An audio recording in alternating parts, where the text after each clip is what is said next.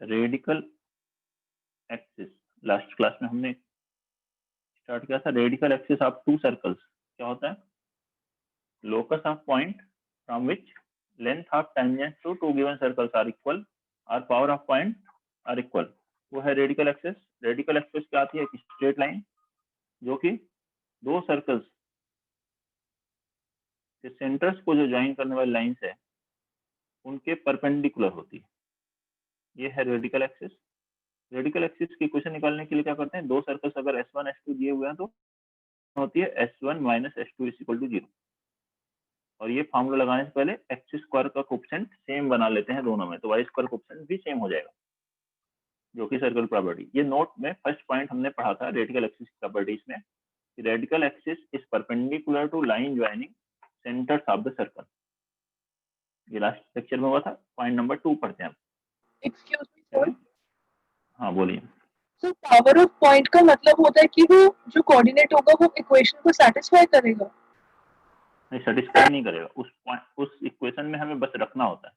Power of point का मतलब होता है X square plus Y square plus 2gx plus 2fy plus c is equal to 0। ये circle की इक्वेशन है और पॉइंट है कोई x1 y1। इस पॉइंट का पावर ऑफ पॉइंट क्या है आप इसमें सर्कल की इक्वेशन में रख दीजिए। बराबर 0 नहीं होगा। पॉइंट अगर आउटसाइड है तो ग्रेटर देन 0 आएगा, इनसाइड है तो लेस देन 0 आएगा, इक्वल टू 0 आएगा अगर पॉइंट कर्व पे है। बस आपको इसमें रखना है that expression is known as power of point. ठीक है, okay.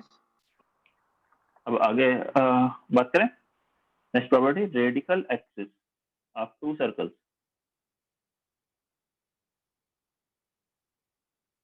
Radical axis of two circles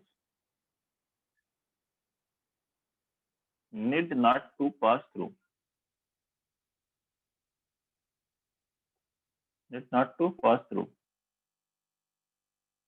midpoint of line joining their centers।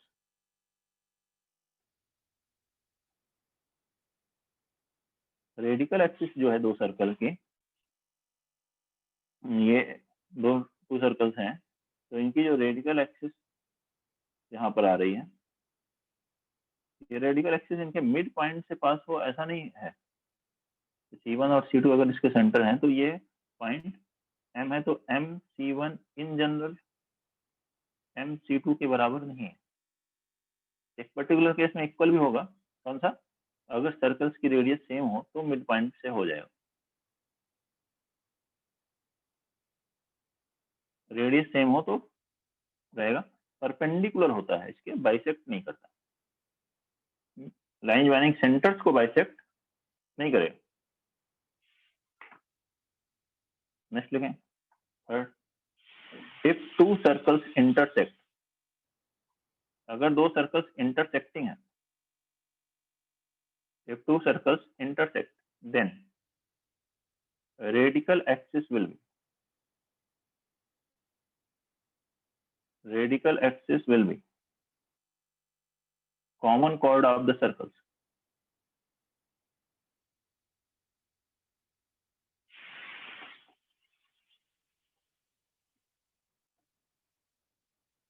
दो सर्कल्स अगर इंटरसेक्ट करें तो उनकी जो रेडिकल एक्सिस होगी वो क्या होगी? उनकी कॉमन कॉर्ड होगी। तो ये टू सर्कल्स इंटरसेक्ट कर रहे हैं ए और बी पे, तो ये ए और बी को जब ज्वाइन करेंगे ये कॉमन कॉर्ड ही आगे तक एक्सटेंड कर दें तो ये रेडिकल एक्सिस कंप्लीट है। बाहर भी है रेडिकल एक्सिस, कॉमन कॉर्ड केवल ए से बी तक है, ये कर सकते हो आप, लेकिन इक्वेशन सेम आएगी। लाइन सेगमेंट लो या कंप्लीट लाइन लो। तो if two circles intersect, radical axis, radical axis बाहर वाला पार्ट भी है अंदर वाला पार्ट भी है, कंप्लीट है रेडिकल एक्सिस। ठीक है, तो radical axis will be same line as common chord. Common chord की इक्वेशन भी हमने पढ़ा था, क्या होती है? S1 minus S2 equal to 0। Next one, fourth point, if two circles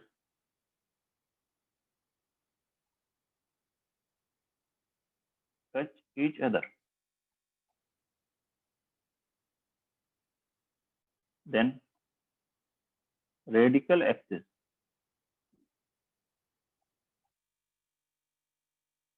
is common tangent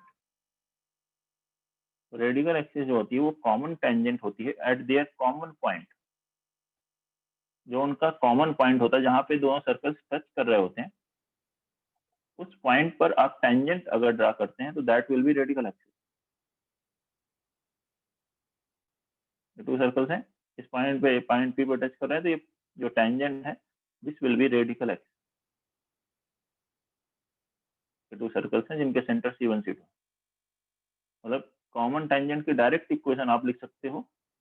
radical axis की इक्वेशन क्या होती है, S1 minus S2 equal to 0। तो वही कॉमन टेंजेंट भी लिखनी है, दो सर्कल्स दिए हैं इस पॉइंट पर, ये जो टेंजेंट है वो है S1 minus S2 equal to 0। Two circles internally भी टच कर सकते हैं, ये एक्सटर्नली टच कर रहे हैं, ऐसे भी हो सकता है डायग्राम। क्वेश्चन में यहाँ पॉइंट में क्या लिखा, दो to circles touch each other, internally और एक्सटर्नली बोला गया, तो दोनों ही केस के लिए ऐसा है। ठीक है, यहाँ सेंटर C1 C2, ये पॉइंट P पर दोनों सर्कल्स टच करें तो P पर जो टेंजेंट होगी this will be radical axis, और इसकी equation S1 minus S2 equal to 0।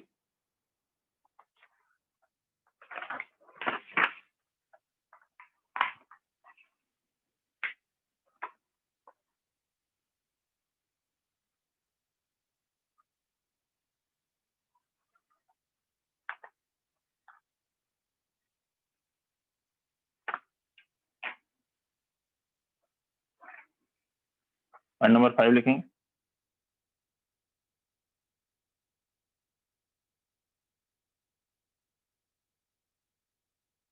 ठीक है, radical axis of two circles, radical axis of two circles bisect their common tangent, bisect their common tangents।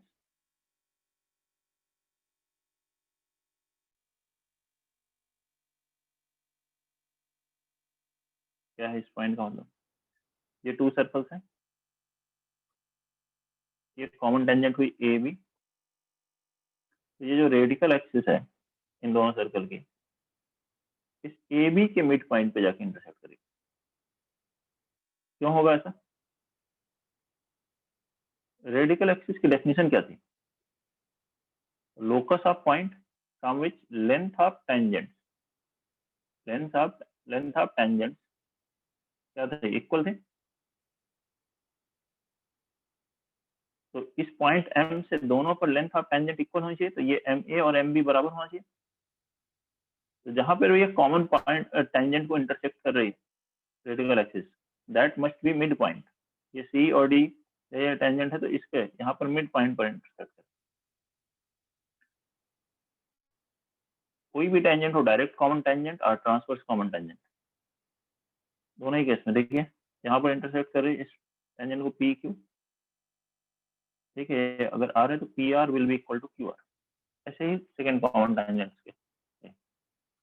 कोई problem,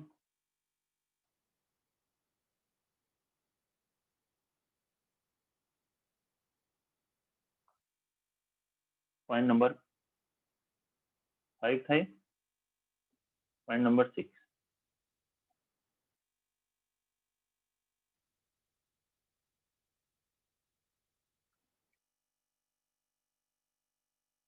if one circle is contained in other,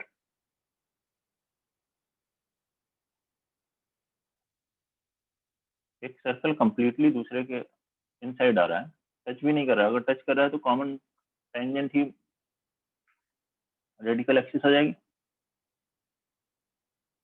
लेकिन concentric नहीं है circles, but not concentric, then radical axis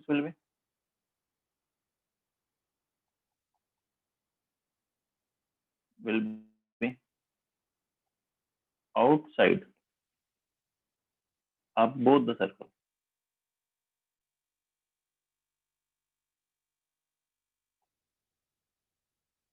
इस तरह से आएगा सूचना।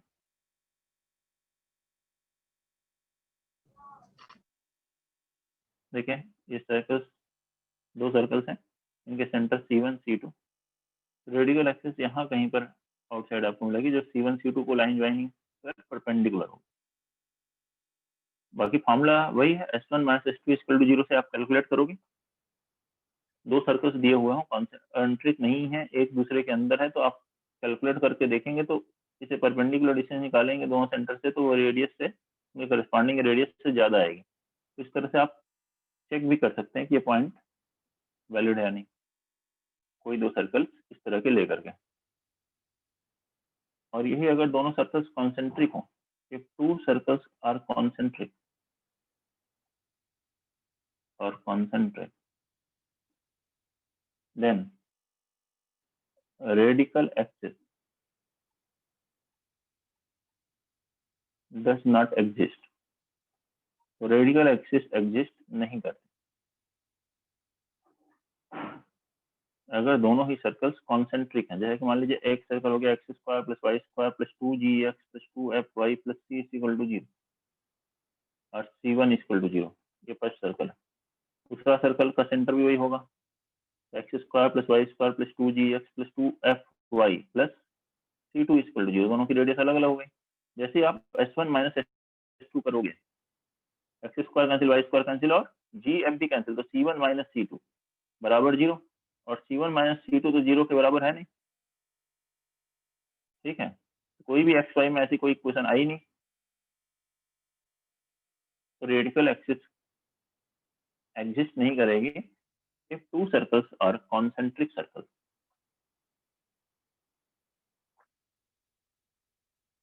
Note कर लें ये सभी पॉइंट रेडिकल एक्सिस से रिलेटेड।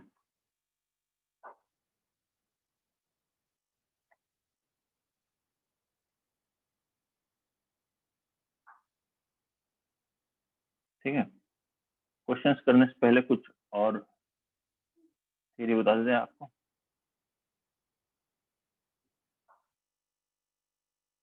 ठीक है, नेक्स्ट है radical centre.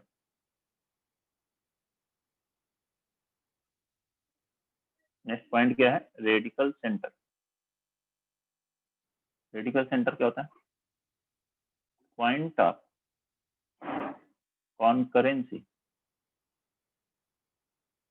Point of concurrency of radical axis, point of concurrency of radical axis of three given circles।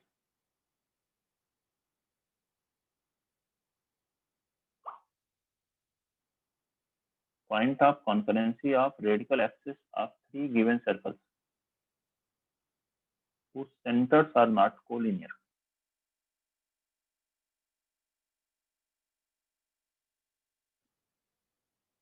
अगर कोलिनियर होंगे तो रेडिकल एक्सिस पैरेलल आ जाएंगे एक दूसरे में, इज कॉल्ड रेडिकल सेंटर।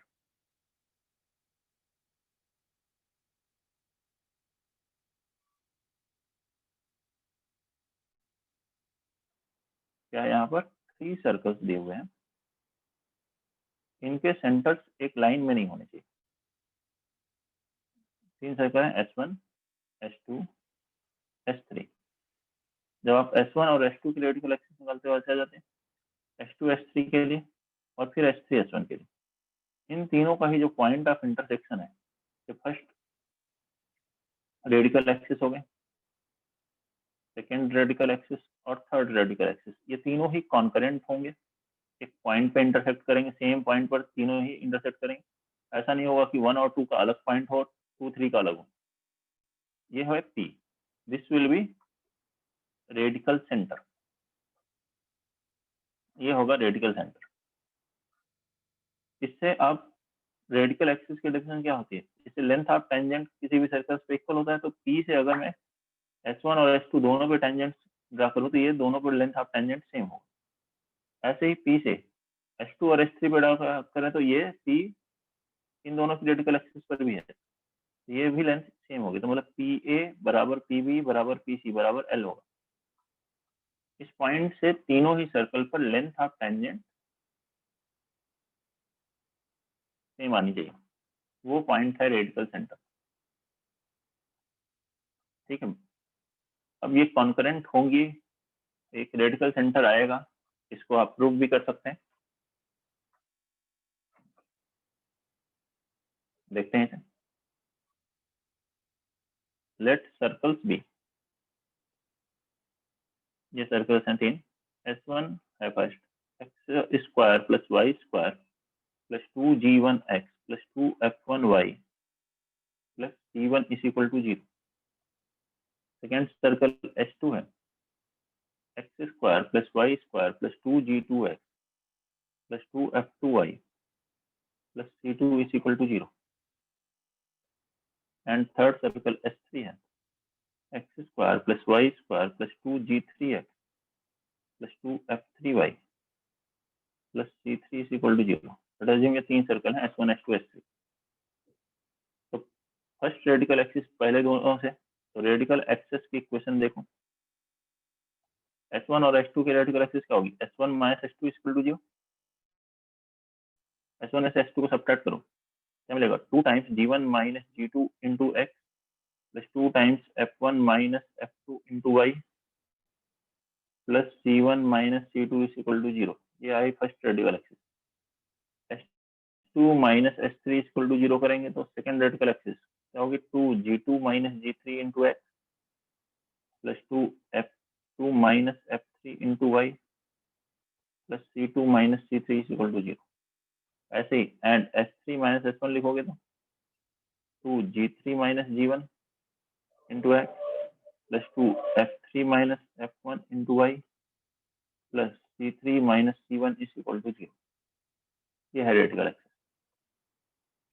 ठीक है, ये तीनों रेडिकल एक्सिस का अगर मैं डिटरमिनेंट देखता हूँ क्या आएगा? 2G1 minus G2, 2G2 minus G3 और 2G3 माइनस G1। ऐसे ही 2F1 माइनस F2,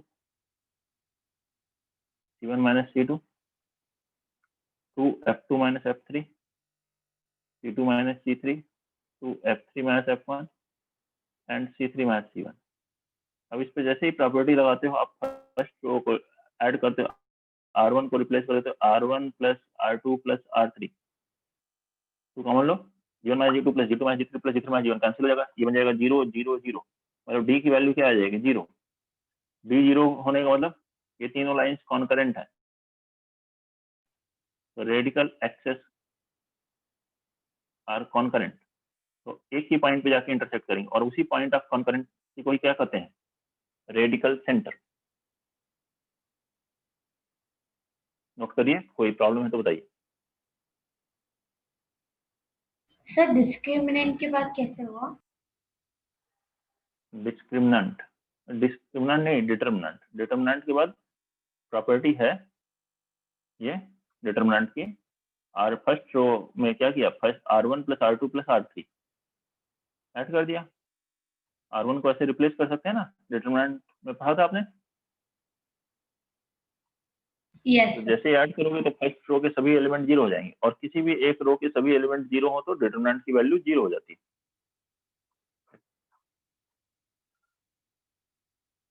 वही लिखा है।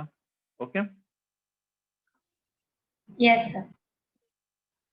नोट करिए और फिर नेक्स्ट पॉइंट देखेंगे हम लोग।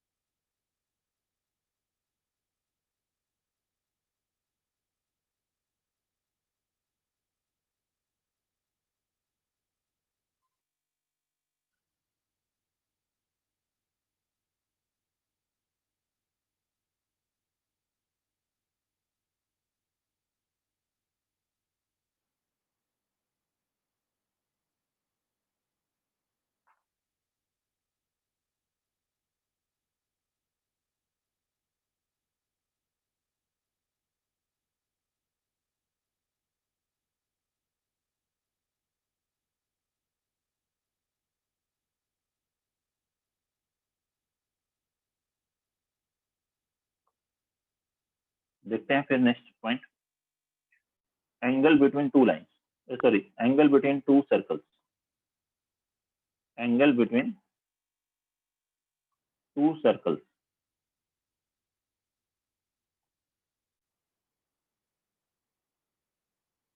दो सर्कल्स के बीच का एंगल कैलकुलेट करना हो तो, कोई भी दो कर्व के बीच का एंगल निकालना हो तो दो उनके पॉइंट ऑफ इंटरसेक्शन पे टेंजेंट के बीच का एंगल कैलकुलेट कर लो या नॉर्मल के, जो आसान हो।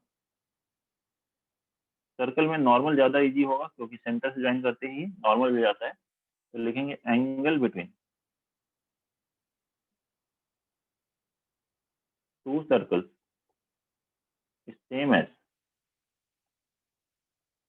वैसे कोई भी दो कर्व हो उनके लिए अप्लीकेबल है, यहाँ पे हम सर्कल्स की बात कर रहे हैं। Angle between two circles is same as angle between there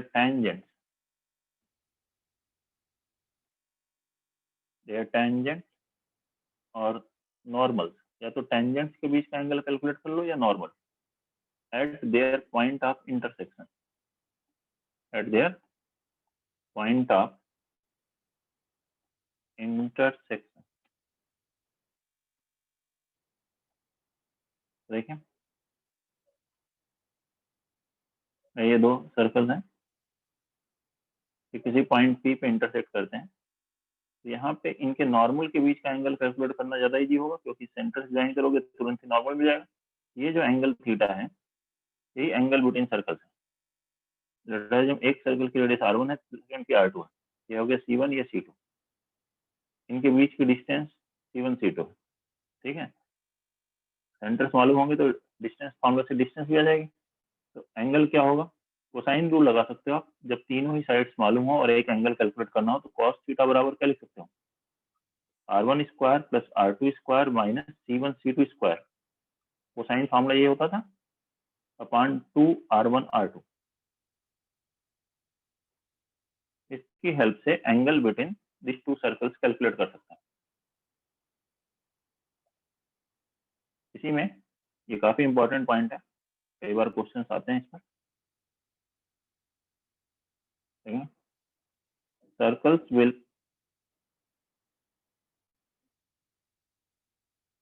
cut each other orthogonally or intersect each other orthogonally। अगर कहीं वर्ड लिखा है कि इनके ये ऑर्थोगोनली एक दूसरे को इंटरसेक्ट कर रहे हैं, मतलब इसका मतलब है कि जो एंगल है थीटा 90 डिग्री, कोई भी दो कर्व लिखे हों ऑर्थोगोनली कट करने तो इसका मतलब है उनके बीच का एंगल 90 डिग्री। cos 90 जीरो होता है या फिर अब पाइथागोरस लग जाएगा यहाँ पर, तो c1 c2 स्क्वायर बराबर क्या होगा, r1 square plus r2 square. ये कंडीशन अभी कैलकुलेट करते हैं, वो काफी इंपॉर्टेंट है। इन जनरल टू सर्कल्स ले लेते हैं, let circles be. First circle है s1 x square plus y square plus 2g1x plus 2f1y plus c1 is equal to 0। तो पहले का सेंटर कितना आ गया, माइनस g1 माइनस f1, और इसी तरह दूसरा सर्कल ले लेंगे हम लोग, उसका centre minus g2 minus f2, and s2 circle है x square plus y square plus 2g2x plus 2f2y plus c2 is equal to 0। ठीक है, अब ये फॉर्मूला लगाइए, c1 c2 distance between centres क्या होगा, g1 माइनस g2 का square plus f1 minus f2 का square is equal to r1 square. First की रेडियस क्या होती है, g square plus f square minus c, इसका रूट स्क्वायर कर दिया तो रूट हट गया। ऐसे सेकंड के लिए g2 स्क्वायर प्लस c1 है, g2 square plus f2 square minus c2। अब स्क्वायर करेंगे तो दोनों तरफ से g1 square g2 square f1 square f2 square cancel हो जाएगा, यहाँ बचेगा एलएचएस में minus 2g1 g2 minus 2f1 f2, LHS में मिलेगा minus c1 minus c2, minus cancel करिए, यही कंडीशन है, very important one. To circles will intersect each other orthogonally if 2g1 g2 plus 2f1 f2 is equal to c1 plus c2। ये condition याद रखें। Two circles will intersect each other orthogonally if 2g1 g2 plus 2f1 f2 is equal to c1 plus c2।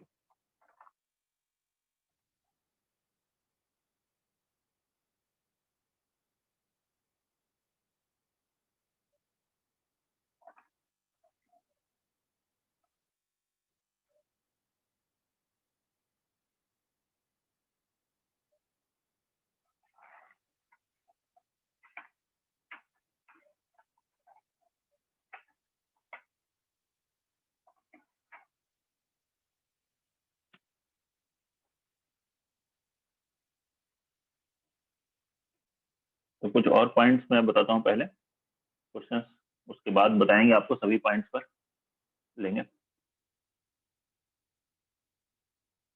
ये सभी फॉर्मूले आपको याद रखने हैं, इसको अच्छे से रिवाइज करिएगा क्वेश्चंस करने से पहले। If a circle intersect two given circles orthogonally, एक सर्कल ऑर्थोगोनली कट करे तो ये कंडीशन है। अगर ऐसा कहीं क्वेश्चन लिखा है a circle intersect two given circles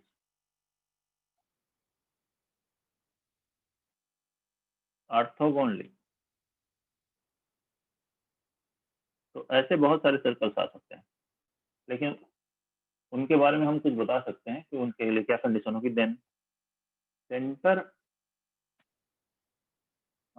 its centre, जो सर्कल इंटरसेक्ट कर रहा है गिवन सर्कल्स को ऑर्थोगोनली, उसका सेंटर कहाँ होगा, will be on radical axis of given circle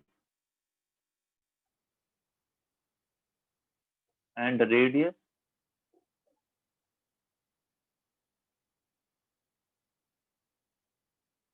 is equal to length of tangent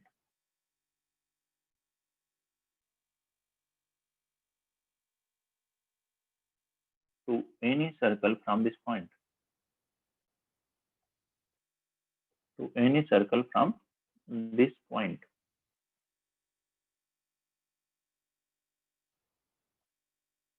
तो क्या कहा जा रहा है, देखिए डायग्राम में समझते हैं। दो सर्कल्स हैं, S1 is equal to 0 and S2 is equal to 0।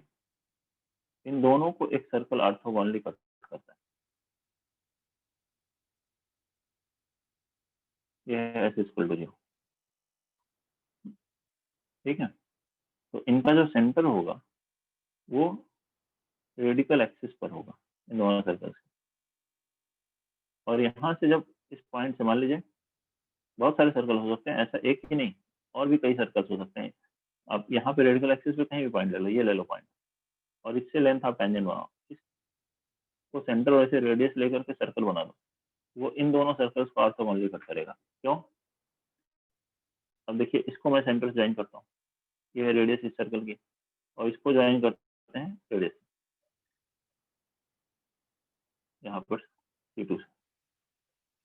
ये हमने टेंजेंट को ही रेडियस लिया है, length of tangent is equal to radius, ये टेंजेंट है, ये टेंजेंट हुई। टेंजेंट जो होती है जब हम सेंटर ज्वाइन करते हैं तो उसके परपेंडिकुलर होती है, तो ये 90 डिग्री हुआ, और ये इसकी रेडियस है, और ये इसकी रेडियस है, तो नॉर्मल्स के बीच का एंगल 90 डिग्री है, मतलब ये ऑर्थोगोनल हुआ। और इसी तरह से दूसरे सर्कल के लिए भी ये टेंजेंट होना चाहिए, और ये दोनों लेंथ इक्वल होनी चाहिए, क्योंकि ये दोनों इक्वल होंगी तभी तो दोनों रेडियस सेम। और दोनों पे लेंथ ऑफ टेंजेंट इक्वल हो तो वो पॉइंट कहाँ होता है, रेडिकल एक्सिस पर होता है, तो इसलिए ये पॉइंट रेडिकल एक्सिस पर होगा। फिर से ये टेंजेंट है, इसको आपने सेंटर से ज्वाइन किया, ये एंगल क्या मिलेगा, 90 डिग्री। तो देख लें फर्स्ट पॉइंट, ऐसा लिखा हुआ कि एक सर्कल टू गिवन सर्कल्स को ऑर्थोगोनली कट कर रहा है, तो उसका जो सेंटर होगा उन दोनों की रेडिकल एक्सिस पर होगा, और सेंटर से किसी भी एक सर्कल पे जो टेंजेंट की लेंथ होगी वो उसकी रेडियस होगी। वैसे अगर इक्वेशंस दी हो दोनों सर्कल्स की, और इस सर्कल की इक्वेशन हमें कैलकुलेट करनी है, तो हमारे पास सबसे आसान तरीका ये है, इस फॉर्मूले की हेल्प से आप G1, G2, F1, F2 ये सब कैलकुलेट करिए। बाकी ये थियोरेटिकली ये पॉइंट है कि कहीं कॉन्सेप्ट में अगर मुझको जरूरत पड़ रही है तो उस पॉइंट का, वो जो सर्कल है वो उसका सेंटर रेडिकल एक्सिस पर है, और radius is equal to length of tangent. और ये अगर ऐसे तीन सर्कल हो तो क्या होगा बताइए, ठीक है। If a circle intersect three given circles orthogonally, अगर 3 गिवन सर्कल्स को ऑर्थोगोनली कट कर रहा है, then its centre will B,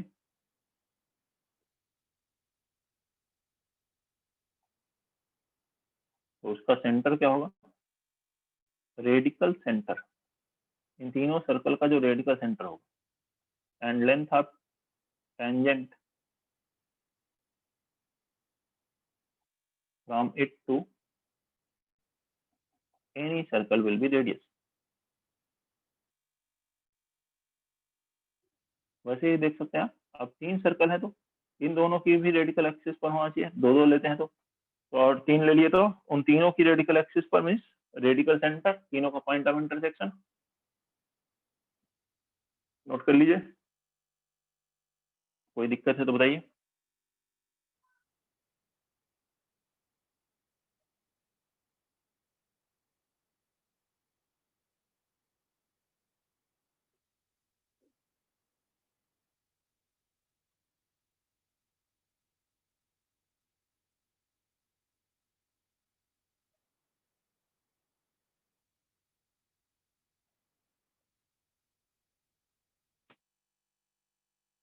point number 3 फिर लिखेंगे।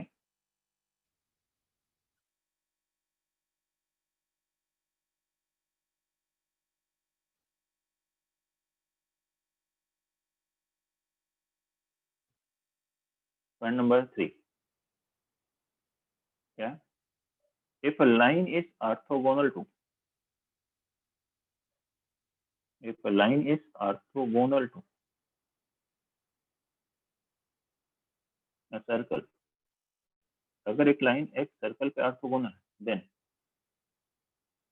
इट पासेस थ्रू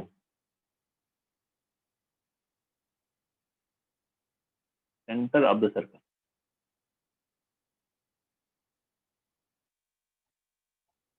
अगर क्वेश्चन क्या कहा गया, एक लाइन एक सर्कल पे ऑर्थोगोनल है, लाइन सर्कल के लिए ऑर्थोगोनल हुई तो ये इसके सेंटर से पास होगी।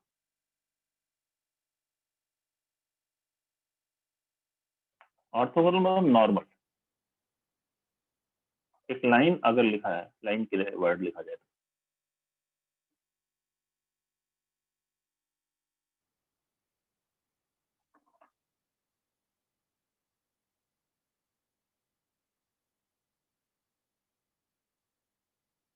ठीक है। चलो क्वेश्चंस बताते हैं आपको। एक और पॉइंट रह गया है, वो अगली क्लास में कंप्लीट करेंगे, पहले कुछ क्वेश्चंस ही करते हैं। देखिए, prove that the equation of a straight line, equation of a straight line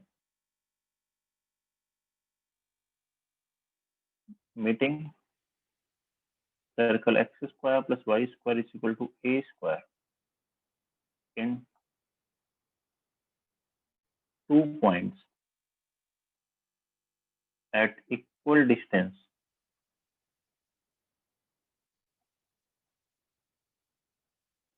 d from the circumference d from the point x1 y1 on the circumference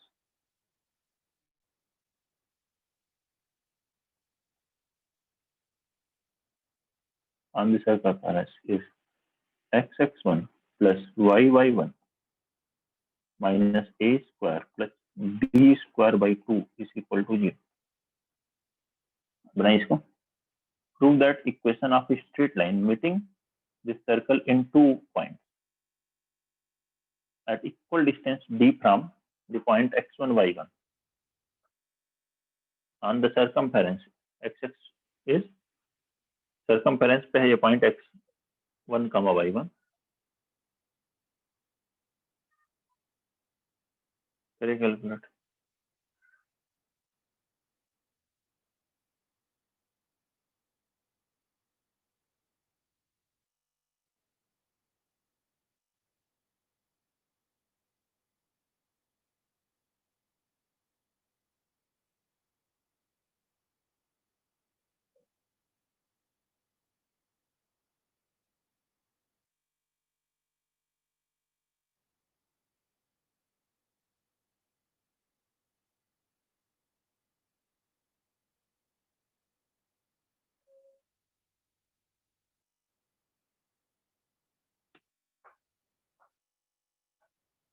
diagram बना ले इसका, इससे ऑब्जर्वेशन थोड़ी और आसान हो सकती है। एक सर्कल दिया है X square plus Y square is equal to A square. इसके सरकमफेरेंस पर कोई पॉइंट पी है x1 y1। इससे दो पॉइंट इक्वल डिस्टेंस पर है, एक मान लीजिए ए है डी डिस्टेंस पर और दूसरा पॉइंट बी है डी डिस्टेंस पर। तो ए बी की जो इक्वेशन होगी वो हमें प्रूव करनी है कि यह होनी चाहिए। इस सर्कल का सेंटर 0 0 बनाइए इसे।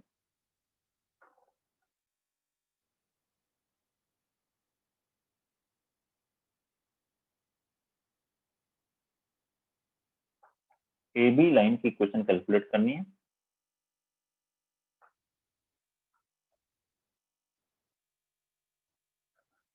कैसे कैलकुलेट करेंगे? एक सर्कल की इक्वेशन लिख सकते हैं जिसका सेंटर x1 y1 हो और रेडियस d हो। वो सर्कल ए और बी से पास होगा। कौन सा सर्कल लिखा हमने? Circle with centre at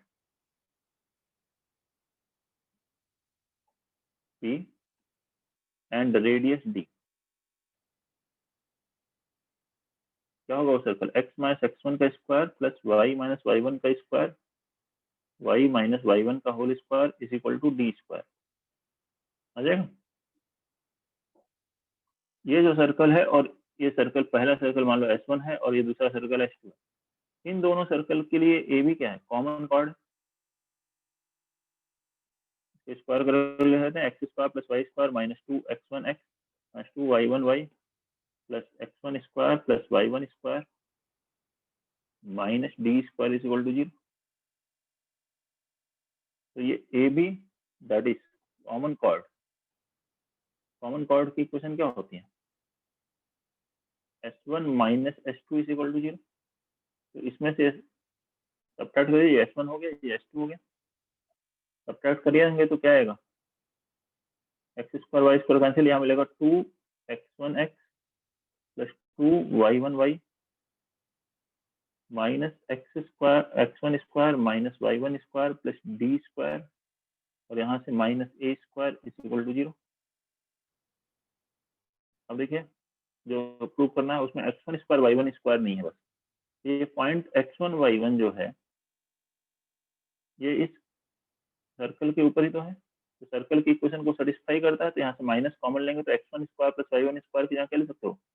a square plus d square minus a square is equal to 0। ये है 2x1 plus 2y1।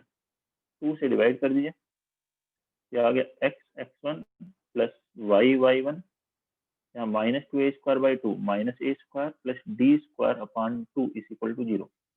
This is equation of A B. ये प्रूव करना था हमें। देख लें सॉल्यूशन, कोई भी डाउट है तो बताइए। फर्स्ट क्वेश्चन के सॉल्यूशन में किसी को भी कोई प्रॉब्लम? सर आपने जो इक्वेशन लिखी है A B that is common chord के ऊपर, वो S2 की इक्वेशन है। इसके ऊपर ये इक्वेशन, हाँ ये S2 की इक्वेशन है, इसी को एक्सपेंड करके लिखा। ये सेकंड सर्कल की इक्वेशन है, ये फर्स्ट सर्कल। Yes. सर्कल तो गिवन ही था, ये सेकंड सर्कल, इसी को एक्सपेंड कर लिया। a माइनस बी का whole square a square plus b square minus 2ab। Okay. ठीक है। क्वेश्चन नंबर 2 लिखें। Prove that the circle x square plus y square plus 2gx plus 2fy plus c is equal to 0 will bisect the circumference of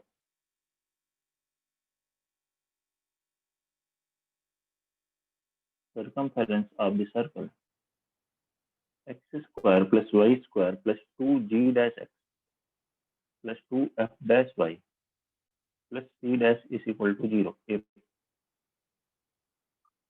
2g dash into g minus g dash plus 2 f dash into f minus f dash is equal to c minus c dash।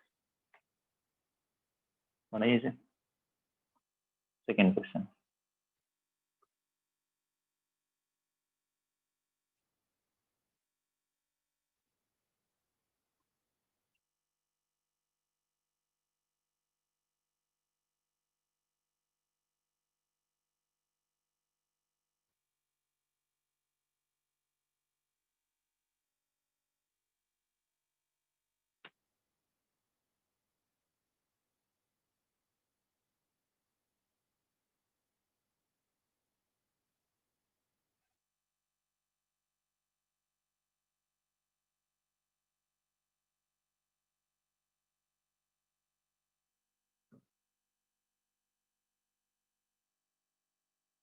क्या कहा गया?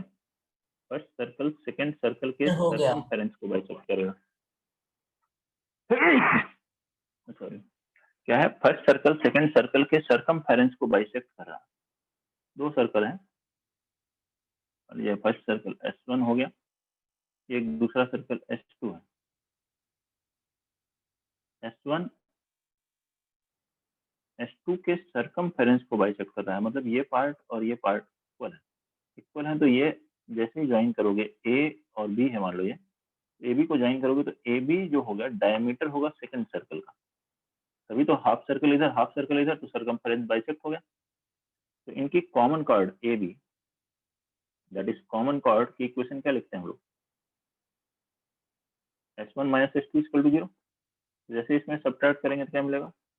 2g minus ji dash into x plus 2f minus F dash into Y plus c minus c dash is equal to 0।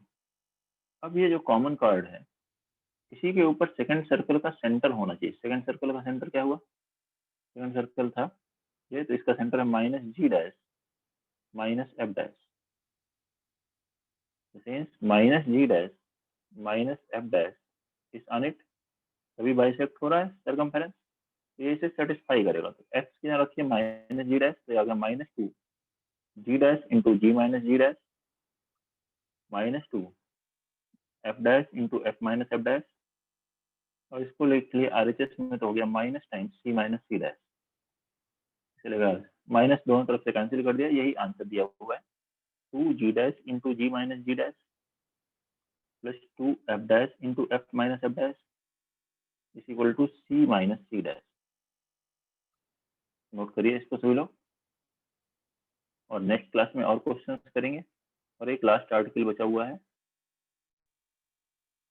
ज़्यादा बड़ा नहीं, छोटा सा article है, वो कंप्लीट करेंगे सर्कल का। तो होमवर्क बताया आपको DPP 7 and 8 सर्कल से डिस्कस करेंगे। नोट कर रहे हैं? कोई भी डाउट है तो बताइए।